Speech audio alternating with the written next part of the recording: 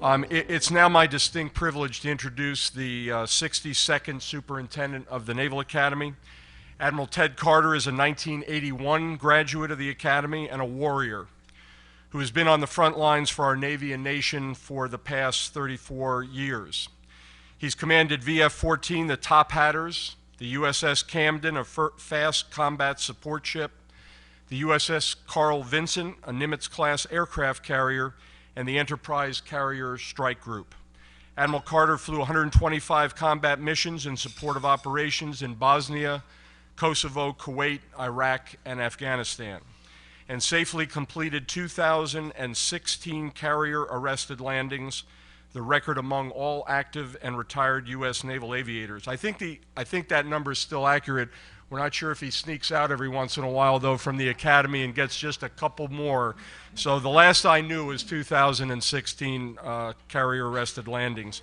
Additionally, Admiral Carter is the recipient of the Stockdale Leadership Award, the John Paul Jones Award for Inspirational Leadership, and the Distinguished Flying Cross with Combat V. Prior to assuming his current position, Admiral Carter served as the 54th President of the Naval War College. Please join me in welcoming Admiral Carter.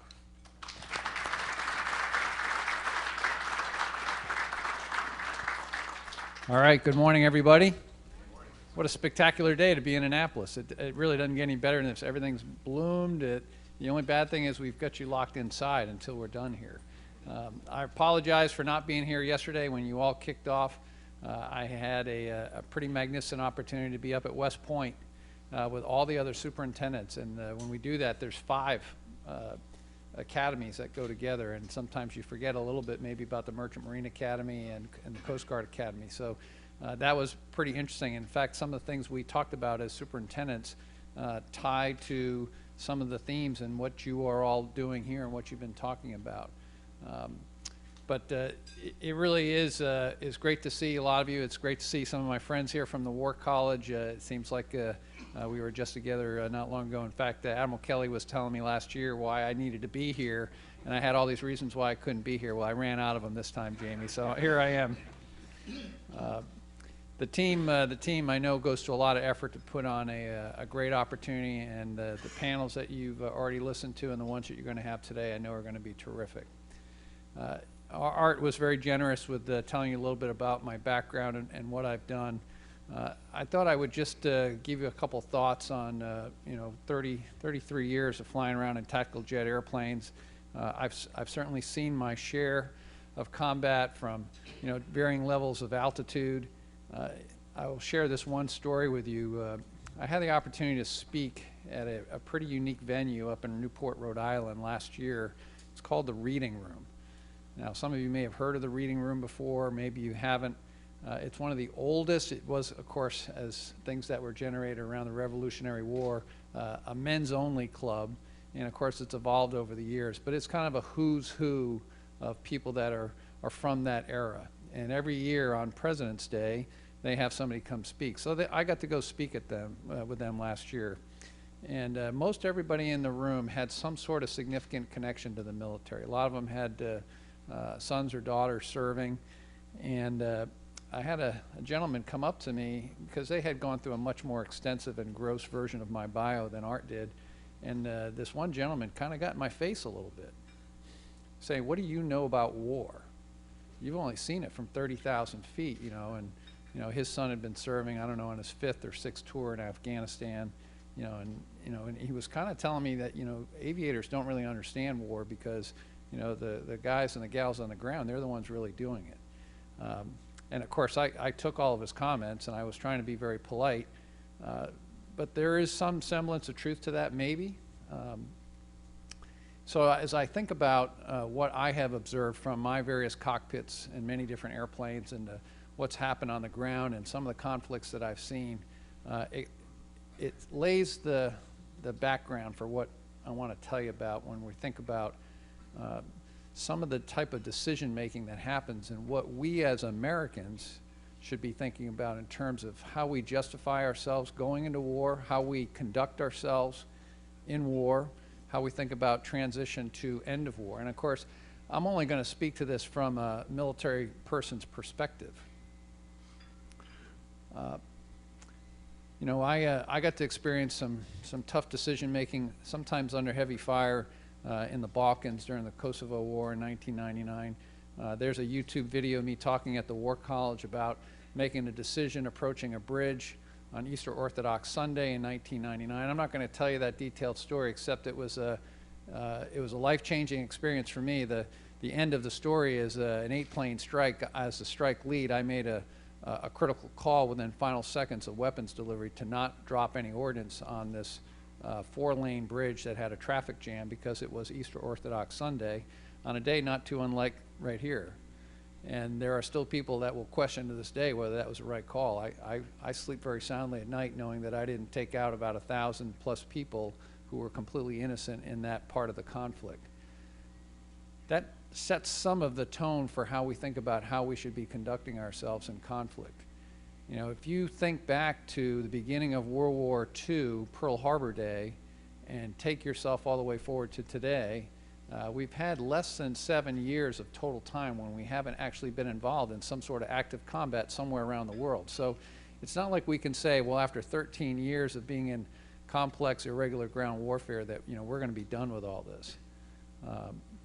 I will tell you that the discipline that I have seen mostly from the aviators and those that I've seen on the ground has been exemplary. I have never witnessed what I would consider to be a war atrocity or a tremendous miscalculation from either the aviators I flew with or those that I observed or worked with on the ground. But we don't have to go very far to find those. Our history is rife for them, certainly in Korea, World War II, Vietnam, and even in our recent wars in Iraq and Afghanistan. And I didn't want to come up here to highlight those, but there's no question that when we go to war, sometimes we have this mindset that we should act completely differently than when we're in peacetime. And I think that's a discussion that maybe we'll hear more about on some of these panels. Maybe it fits within the construct here. But when I talk to the midshipmen, they've heard me talk about this as we prepare them, not for graduation, but for the after graduation. That's an important aspect that we have to have. And as I said, it isn't like war is going to be different to us. We're going to be involved. I will share with you one of the greatest acts of aviation skill I have ever personally witnessed, and it doesn't have anything to do with me. 2 summers ago, as the Enterprise Carrier Strike Group, I was allowed to go up and continue flying, and I was flying around in an F-18 Super Hornet, and I had Marine Corps pilots flying around in legacy F-18C airplanes, as well as a couple of Navy squadrons. On 9/11 of 2012, there was quite a bit of action up in the northern part of Afghanistan, and we had all of our ground forces down there. They had a couple of IEDs in place. They were spotted. 2 of our F-18 Super Hornets were called down to take out the gentleman who was in place in the IED. There was a gun battle actually happening between some insurgent forces as well as our ground forces. Our Marine pilots came in, and instead of taking out the insurgents, they were instructed to lay down a line of bullets to contain them. So as they're watching their fellow Marines getting shot and getting hit, 2 of our Marine fighter pilots went down and laid down a line of bullets that contained them while the rest of them were captured. I mean, that was a pretty impressive show of constraint. But the next part of the story was even more impressive. This gentleman that they spotted in placing an IED that had just gone high order and maimed some people got on a motorcycle. And as he was speeding away, the ground tax, who was an Army Special Forces soldier, called in the F-18s.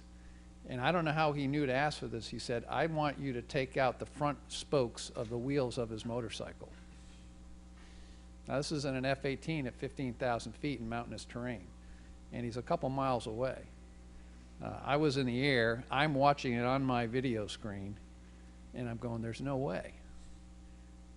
And in 30 seconds, they had a laser-guided weapon that landed right through the front spoke of that motorcycle, blew the guy off the motorcycle, and didn't kill him. They captured him. I mean, this is the type of constraint and lethality and measured response that our forces are dealing with today. And you don't hear those stories. You only hear the ugly stuff. So I have personally witnessed a lot of positive things in how we act in war, whether it be limited, constrained warfare. You know, when we start talking about complete and absolute war, as we went through in World War II, and the atrocities rise to another level, maybe we give ourselves a pass on some of our behavior there. But again, I think they're worthy discussions about how we represent ourselves, what the consequences of our actions are when we act poorly, and then how can we, as future leaders, current leaders, academics, how can we affect that kind of change so that we are acting appropriately in the face of combat? So those are my thoughts as I come in today. Hopefully those are germane to some of the things you've already been talking about. I know, Martin, you're leading the next panel. Is that? I'm on it. Chris is chairing. Okay, great.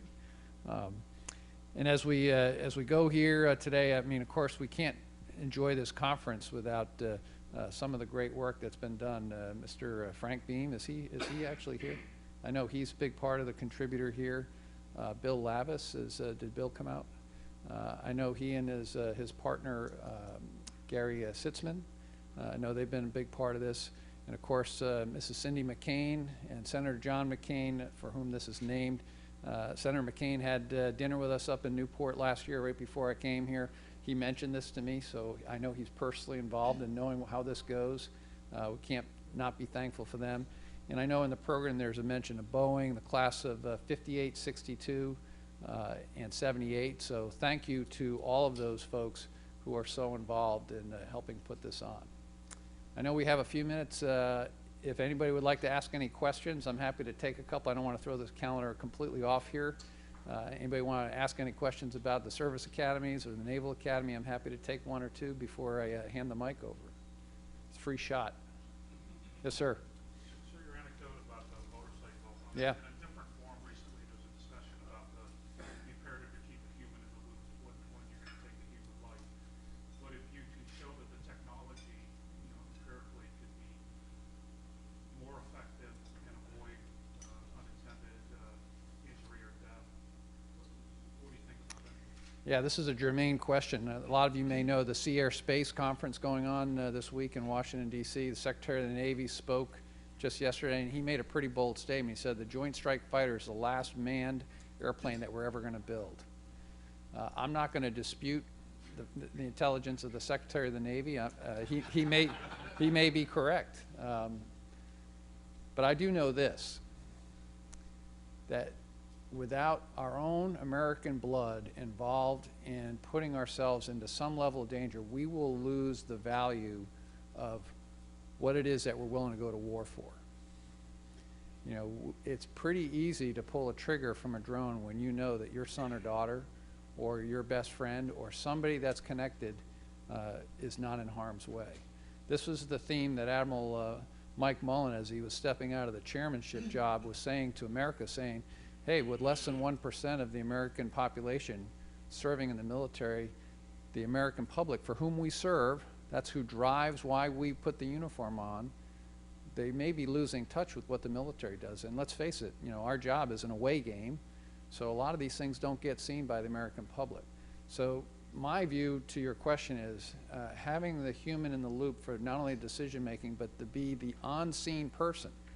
You know, I can envision a time when, you know, our great-grandchildren and maybe our grandchildren may be flying off aircraft carriers with airplanes that are not manned, but yet there is still a manned airplane within the formation that's either leading or being the on-scene commander, being the on-scene decision maker, as opposed to somebody in a dark room at the bowel of the carrier, or worse, in the bowel of the Pentagon.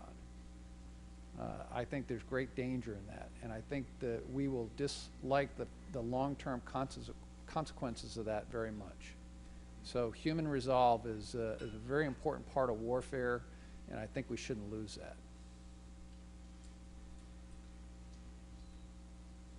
Anybody else? Well, thank you for allowing me to be here with you all today. I'm going to try to sit for the first panel, if you don't mind. I'll try not to be too disruptive. And enjoy the time here in Annapolis, and thank you all for being here.